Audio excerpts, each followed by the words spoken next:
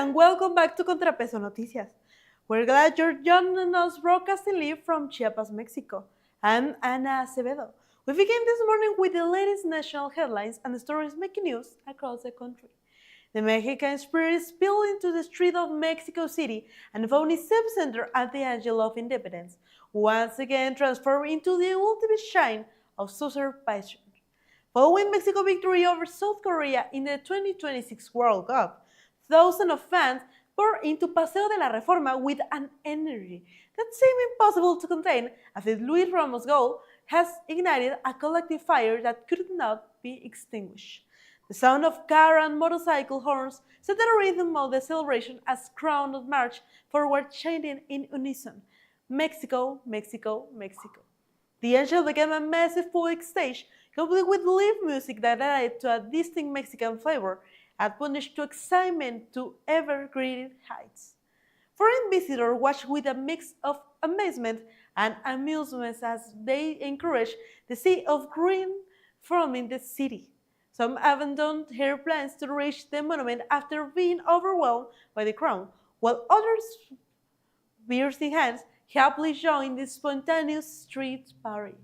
With two victories in the World Cup, Mexico national team is collecting more than points. It is building emotion, pride, and hope. First play in Group A is already secure, along with the team's stay at Mexico City Stadium through the round of 16. Every victory has become a reason for fans to parade at the Angel, with celebration unfold as though the entire country has put on a national jersey. What unfolded was more than a celebration, it was a reminder that Mexico soccer is identity, unity, and a resource of national pride. As long as the ball keeps falling into the back of opponent's net, the Angel of Independence will remind the wildness of the endless celebration of a nation that dreams in green, white, and red. And continue with more national headlines. Audios Flores Silva, known as El Jardinero, a former regional leader of the Jalisco New Generation cartel, continues to suffer setbacks in court as he awaits extradition to the United States.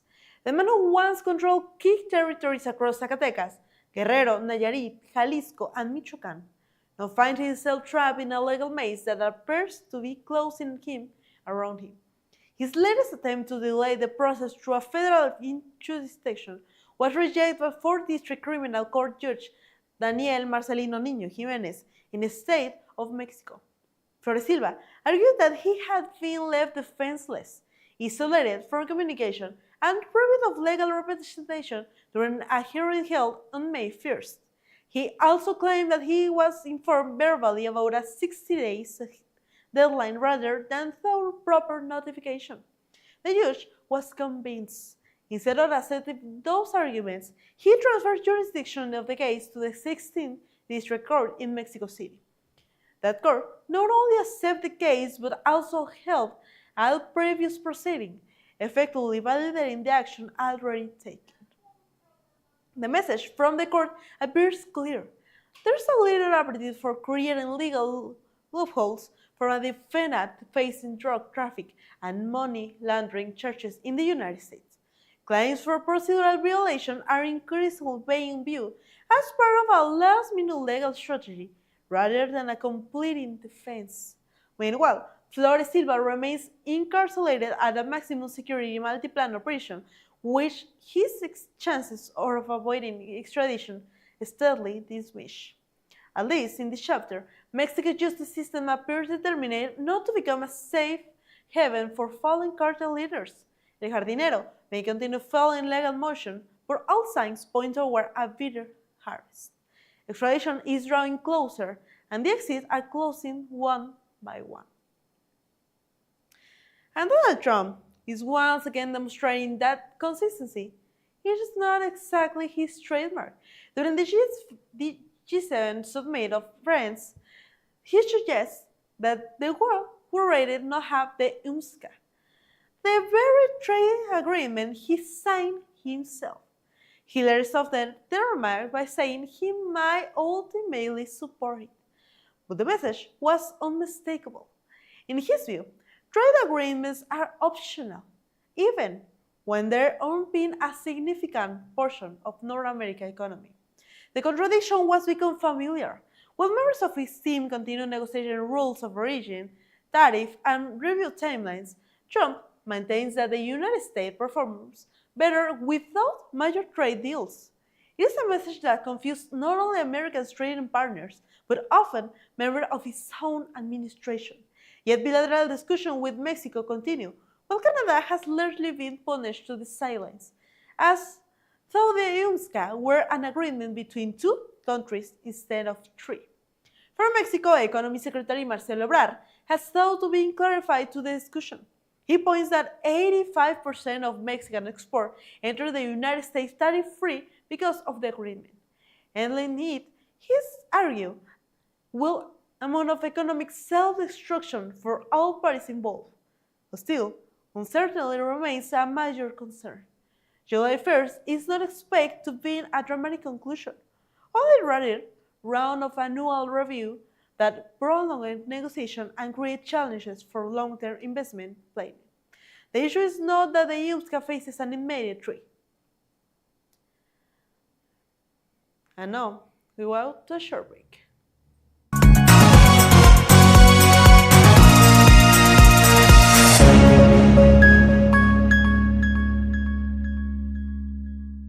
Invierte en tu futuro. Terrenos en venta con el clima perfecto, ubicados estratégicamente, con escritura pública. Disfruta del confort de vivir en un lugar tranquilo con acceso rápido a la ciudad. No esperes más, haz de tu sueño una realidad.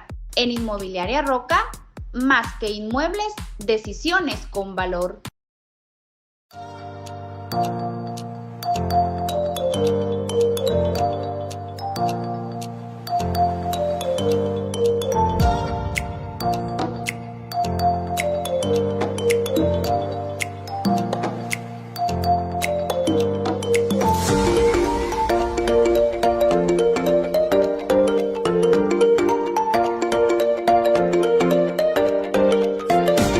No se olvide que tenemos una cita en punto de las 8 de la mañana y posteriormente a las 9:30 para nuestro noticiero completamente en inglés.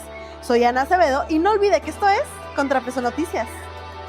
Listo para construir el futuro que deseas. En el Instituto Hispano Jaime Sabines te ofrecemos desde maternal, preescolar, primaria, secundaria, preparatoria, licenciaturas y maestrías. Instituto Hispano Jaime Sabines, formando valores para toda la vida.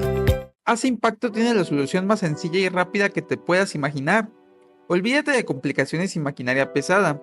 Con nuestro increíble asfalto en frío, solo necesitas de 3 herramientas básicas: una escoba para limpiar, un pisón para compactar y una palabra de adición para transformar tus vialidades. Así de fácil, en cuestión de minutos, ese molesto bache que te hacía perder tiempo y arriesgaba tu vehículo desaparecerá para siempre. La calidad duradera que Hace Impacto te ofrece es nuestro mayor compromiso. Queremos que disfrutes de caminos lisos y seguros sin largas esperas ni costosas reparaciones. Es tiempo de experimentar la magia del asfalto en frío de Hace Impacto. Para conocer más sobre esta solución revolucionaria y devolverle la fluidez a tus calles, contáctanos ahora mismo vía WhatsApp al 981-829-0201. Tu camino libre de baches está a un mensaje de distancia. Soy Monserrat González y te invito a sintonizarnos en punto de las 8 de la mañana porque estamos transmitiendo en vivo a través de Facebook, Instagram y YouTube. Recuerda que nosotros somos ContraPeso Noticias. En el Instituto Hispano Jaime Sabines acompañamos a tus hijos desde sus primeros pasos hasta su formación como jóvenes responsables y preparados. Aquí se construyen metas, sueños y decisiones importantes. Inscripciones abiertas. Escríbenos al 961-252-6507 o comunícate al 961-604-1541. Desde maternal hasta licenciaturas, maestrías y doctorados, Instituto Hispano Jaime Sabines, formando valores para toda la vida. Los muebles que tú necesitas para escuelas, oficinas, laboratorios y comercios los encuentras en Giré Muebles. El mejor precio, servicio y calidad es nuestro distintivo. Cotice hoy mismo al 961-2127-068, por WhatsApp al 961-279-4168. En este noticiero que sabe escuchar, desde la sierra llega el clamor, se alza la noticia como un tambor. Montañas y ríos saben murmurar que lo importante aquí viene a informar. Ya conoces al Teletón. Tal vez has visitado alguno de nuestros 27 centros. O conoces a alguien a quien le cambió la vida con sus terapias. Quizás conozcas el Hospital Infantil Teletón. El Instituto Hispano Jaime Sabines cambia de imagen, pero con la misma calidad, seguridad, plan de estudios y la mejor modalidad para que estudies con nosotros, ya que te ofrecemos desde maternal, preescolar, educación primaria, educación secundaria, educación preparatoria, licenciaturas, maestrías y especialidades. Porque en el Instituto Hispano Jaime Sabines construimos las bases de tu futuro, formamos líderes del mañana. Invierte en su... Hola, mi nombre es Emilia Sánchez Lazos, formo parte del equipo de alianzas estratégicas del CRIT Chiapas. Y el día de hoy queremos invitarlos a ser parte del programa de crowdfunding Teletón, un programa en el cual puedes ser padrino o madrina de una necesidad específica de uno de nuestros niños en el centro. Actualmente tenemos más de 10 casos activos, desde estudios médicos como exomas hasta andaderas y algunos otros aditamentos que pueden cambiar la vida diaria de nuestros niños. Tu apoyo es lo más especial porque al final serás tú quien entregue el donativo y podrás conocer a la familia de tu ahijado o ahijada. Te invitamos a ser parte de este programa y poder ser el o la heroína de uno de nuestros niños. Para más información, no duden en contactarse con los datos del CRIT Chiapas que estarán apareciendo en pantalla. Muchísimas gracias por ser parte de esta familia Teletón.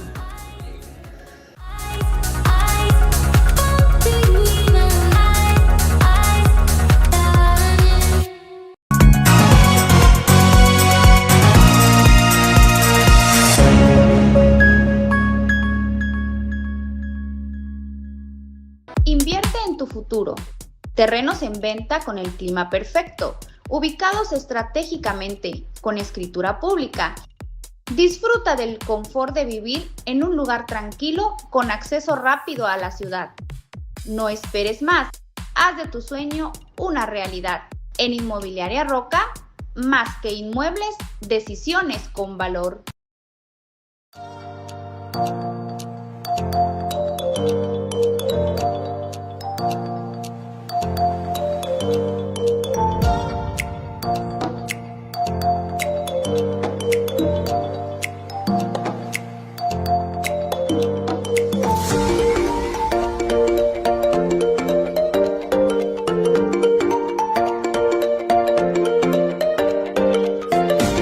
No se olvide que tenemos una cita en punto de las 8 de la mañana y posteriormente a las 9:30 para nuestro noticiero completamente en inglés.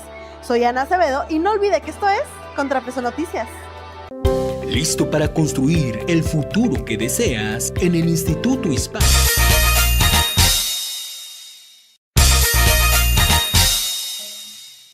Nancy Nápoles Pacheco, Mayor of Tenancingo and President of Morena State Council, now finds himself at the center of a growing political and legal controversy.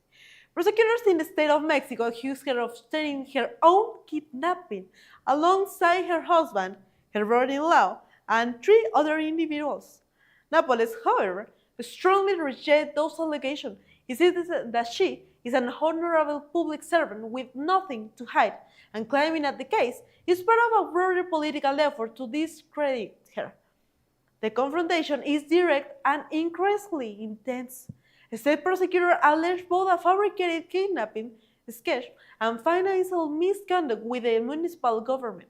Nápoles denies both accusations, arguing that evidence has been manipulated and that she has been subject to discrimination.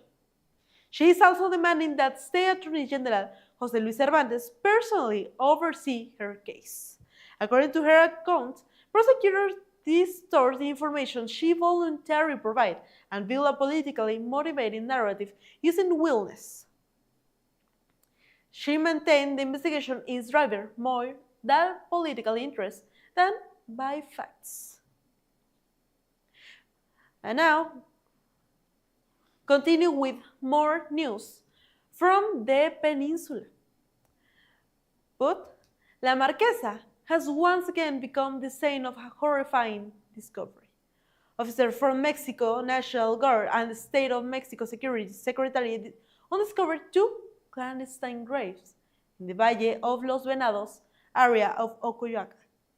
Inside, authorities found four bodies, two American citizens and two Kenyan nationals, all of whom has been reported missing since May. Among the victims were Safar Pasme and Guillermo Jafet, a couple who live in a Huixquileca and traveled to Tlalpan on May 20th to finalize a business deal. They never returned home. One day later, suspicious activity was detected in their bank accounts, suggesting that the crime was not only violent but also carefully planned. The bodies were buried less than 1 meter below the surface, just a short distance from cabins rented out by local community members in La Marquesa. Prosecutors from the state of Mexico confirmed that the other two victims were Kenyan nationals, although their identities have not yet been released. The area maintained under heavy security as investigators work to determine who last occupied the nearby cabins. The discovery exposed the far-fetched reality of violence in Mexico. Foreign nationals arriving to conduct business and operating in clandestine graves, a grim reminder of how criminal organizations continue to operate with alarming reach. Authorities describe the investigation as ongoing, with images that remind that a country where organized crime can transform public spaces into makeshift burial grounds. La Marquesa, long known as the destination for family, lounging, and recreation, has now become a symbol of impunity. And while authorities promise answer, a difficult question remains. How many more hiding graves may still lie buried through the forest and highway of the state of Mexico? This is not merely an isolated incident. It is another stark reminder that organized violence continues to leave its mark across the country, even in places that should represent safety, peace, and tranquility. Turning now to news from the Yucatan Peninsula. Governor Mara Lezama officially reopened the fully renovated Las Iguanas Park, located in the Polígono second neighborhood of Chetumal, bringing direct benefit to more than 2,800 residents. The restoration is part of the Let Chetumal Shine initiative, a program launched by the state government in coordination with municipal authorities to strengthen the community life and promote peace through the recovery of public spaces. Although the park was formally designed as a public area in 2013, years of neglect and vandalism has severely limited its use by local families. Renovation work includes the removal of debris and trash for 529 square meters of land, maintenance of green areas, and the painting of more than 1,000 meters of curbs and access points. Crew also restored playground equipment and public benches while strengthening new lighting through the park. In addition, the children's sport court was upgraded with 104 square meters of synthetic turf, providing safer and more attractive conditions for recreational and athletic activities. The park will also offer internet service and receive ongoing maintenance under the supervision of the Strategic Projects Agency of the state of Quintana Roo, ensuring that the improvements remain in place for years to come. During the reopening ceremony, Governor Lezama was joined by state and municipal officials, who emphasized the positive impact the project is expected to have on community life and neighborhood development. And continue with more news. Yucatan Congresswoman and Chair of the Citizen Security Commission, Jessica Quiroz, raised concern over a growing wave of digital fraud carried out through text messages, a scam commonly known as smishing. in which criminals impersonate government agencies or financial institutions to steal personal and banking information. In response to the increase in this scam, the lawmaker introduced a formal proposal urging Mexico's Secretary of Security and Citizen Protection, the National Guard, and the National Commission for Protection of Financial Services users to strengthen public awareness campaign focused on cybercrime prevention. The initiative seeks to provide citizens with the tools needed to identify fraudulent measures, avoid sharing sensitive information, and better protect their financial from increasingly sophisticated online scams. Saiden Queiroz stressed that security is no longer limited to physical space. She argued that protecting families also means safeguarding their digital information and financial data, a task that requires prevention, education, and close coordination between authorities and the public. And Yucatan Senador Jorge Carlos Ramírez Marín announced that the Third Commission on Economic Affairs has officially ratified Jennifer Cristel Castillo Madrid as General Administration for Large Taxpayers with Mexico Tax Administration Service, known commonly as the SAT. The senator emphasized that the department oversees taxpayers responsible for generating more than 52% of the national total tax revenue, making the position one of the most strategically important roles within Mexico's public financial system. He also highlighted a striking statistic.